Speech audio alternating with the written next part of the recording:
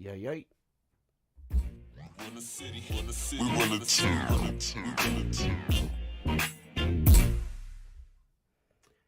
Grand Rising, everybody. We about to get started. Let me fix up a couple things. I'm a couple minutes late, chasing this dog, chasing this puppy.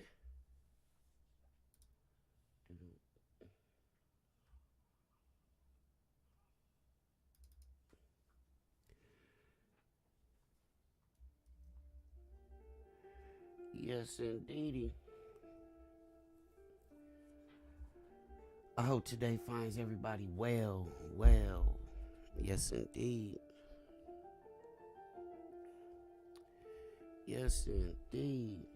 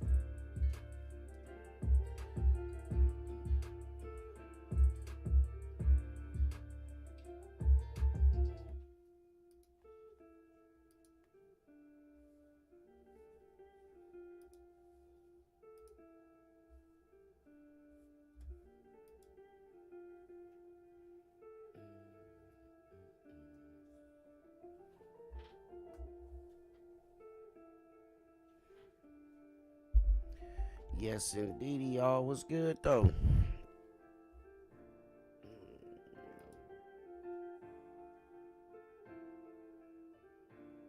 we go.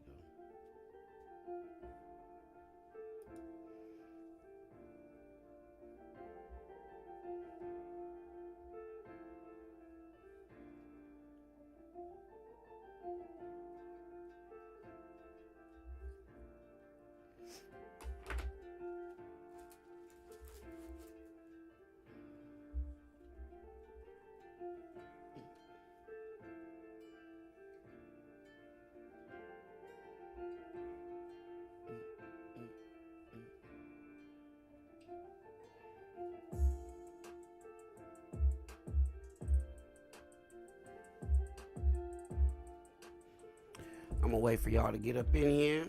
Where y'all at? Where y'all at? Coffee and Kush.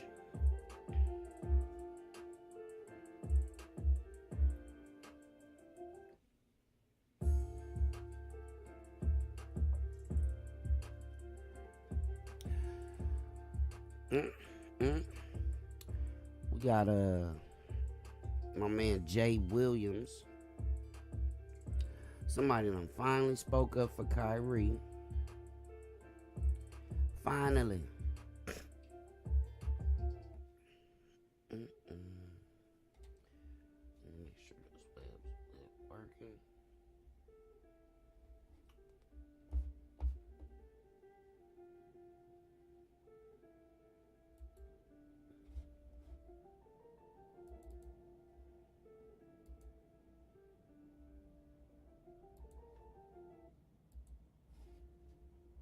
Every day of my life, I approach it. Every day of my life, I approach.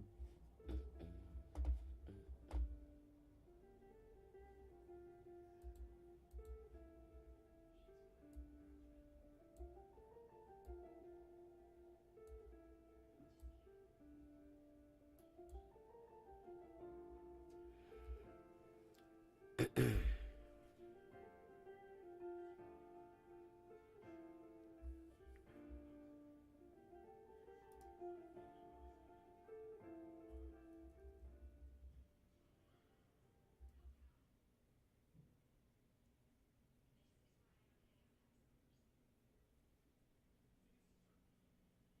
don't know what that noise is coming.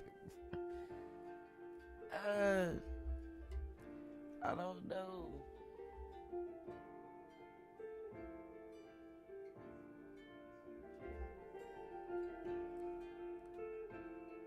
Mm, mm, mm.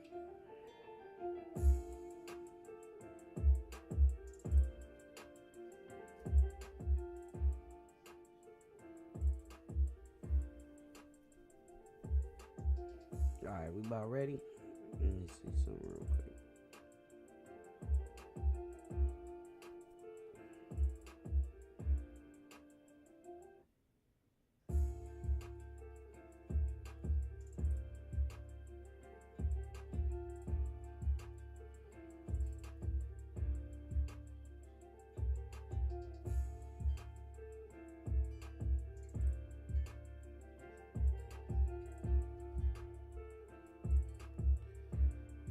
Hey, hey.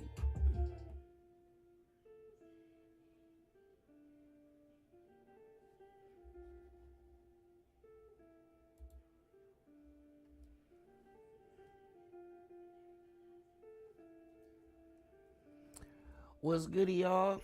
It's your main man, King Dopest. We made it another day, y'all. We made it another day. You know what I'm saying? Yes, indeed. Alive to love another day. All right, y'all.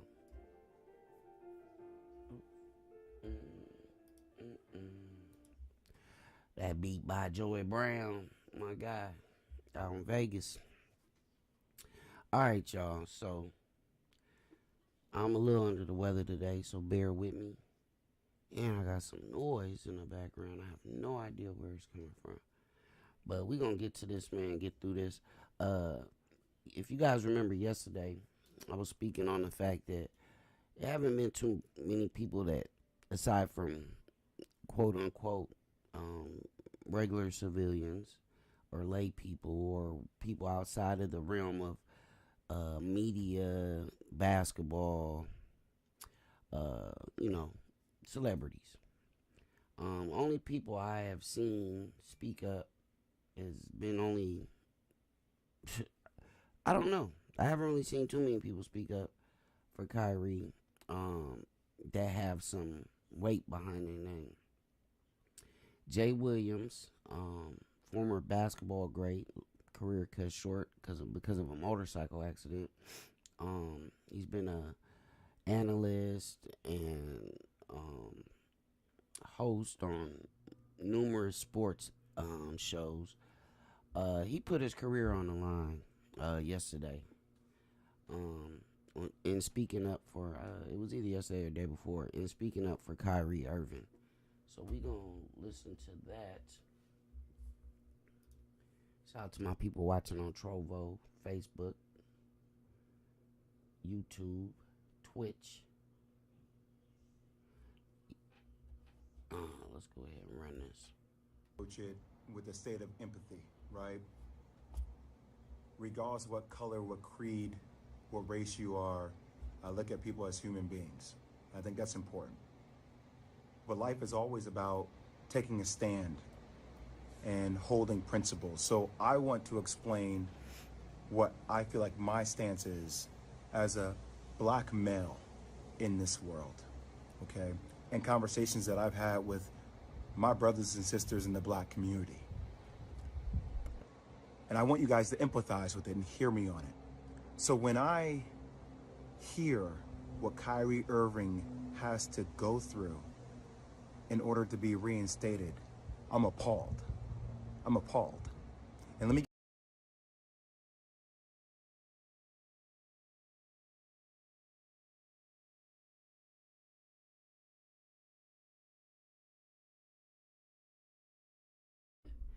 All right, y'all. So this was the same thing yesterday Nick Cannon was speaking on as far as the list. 6 things he has to undergo sensitivity training, meet with the Anti-Defamation League.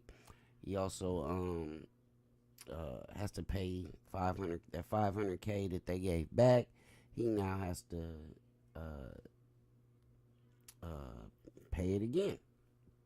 So when he's saying he's appalled at the things that he has to go through, that's what he's speaking on, y'all. To give you examples of how I feel like we don't have the same energy and hold other people who have dealt with racial tropes accountable. So when Sarah Silverman does blackface, or when Don Imus says nappy-headed hose, or when Howard Stern calls somebody the N-word in the skit, or when Brett Favre takes money from the state of Mississippi, we don't ask them to get sensitivity. Hold on now. He done. My boy Jay Williams. Speak on the Brett Favre. Why we not talking about Brett Favre and the missing $77 million? I mean, I'm just curious. Don't pay me no mind. I'm just curioso. Okay? I'm curioso. Training, we don't ask them to donate $500,000. We don't ask them to meet with the Black National Caucus. They apologize, and then you know what? The rest of the world moves on. But what I feel like is happening here, and that's how in the Black community, like we've been told that's how the process works, right? Think about that, Bert. That's how the process works. Oh, somebody does a blackface. Oh, it was a misunderstanding. We got it. Okay. You know, is that person really racist? Probably not. Was it ignorant? Probably so. Okay. We understand it. We move forward. We don't like it. We would love to hold them accountable. But society and having a lot of Black people in positions of power, we don't have the governability to do that. But what we feel like happens with Kyrie is even after an apology, it's not enough. We feel like there needs to be more. And a lot of people I've spoken to over the last couple of days talk about this thing. Older mentors of mine talk about buck breaking. So we talk about tropes. This is something that we feel like in the Black community that happened way back in the day, where if there was a slave that was defiant, right, he got broken in front of everybody in order to show that he was not in a position of power. And that at the end of the day, he had to do what he was told to do because that's what was mandated of him. And there's a bigger situation going on. What's happening with Kyrie Irving? If the Nets don't want him to be there, just say you don't want him to be there. But we should hold everybody accountable, even owners of teams accountable, with things that are happening in other countries, i.e. China and Uyghurs and the Muslim genocide that is occurring, that we hear Enes Kanter talk about. But we don't keep the same energy for everybody.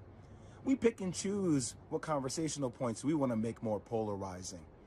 And I might lose my job. I might lose deal opportunities in the future for speaking out about even the platforms that continue to promote and profit a movie that is considered anti-Semitic to billions of people.